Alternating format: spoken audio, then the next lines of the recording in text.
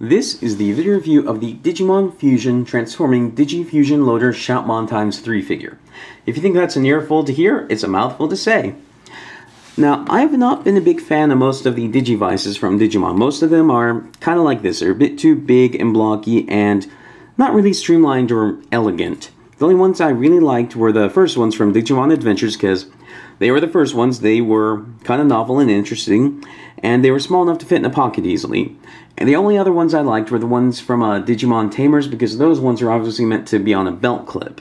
And they looked kind of sleek and streamlined and curvy. They looked interesting. The others are just too boxy, and the Fusion Loader is not really an exception. I get that's supposed to be like an iPod or something with this dial down here, and then basically a confirm button in the middle, and a screen up here. I get what it's supposed to be. I just think it's not elegant at all. It's a box. That's all it is. So already I'm not a big fan of one mode of this. It's pretty accurate to what we see in the show, minus a corner missing here, and Shoutmon x3 junk in the back. So for what it's supposed to be, it's not bad. It's not like they could deviate from the design, but I'm not a big fan of this.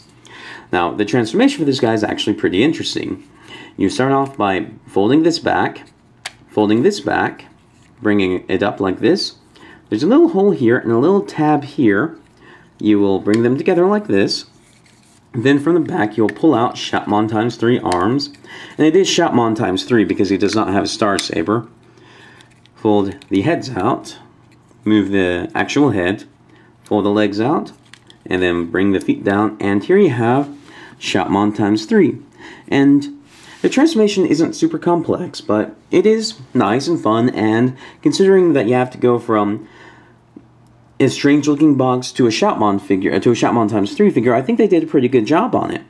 I will say that the black paint here, or dark gray paint, trying to simulate negative space here, does not do a very good job, but overall, it's not too bad.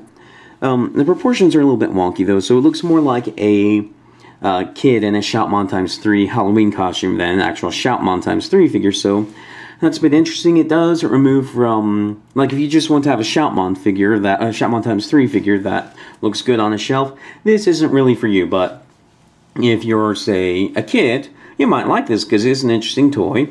If you just want something neat, or if you are really into Digimon, I would recommend this. Unfortunately, it's a bit expensive, though. It's about $16, so only get it if what you see really appeals to you here. And anyway, that's as much as I can say about this. It's a neat little interesting figure that's as good as it should be, or could be. And yeah, I review Power Rangers, Digimon, Transformers, Macross figures, lots of stuff like that. If any of that sounds interesting, please subscribe. Got lots of links and playlists down below, so in the video description, so click any of those if they're interesting, and thank you for watching.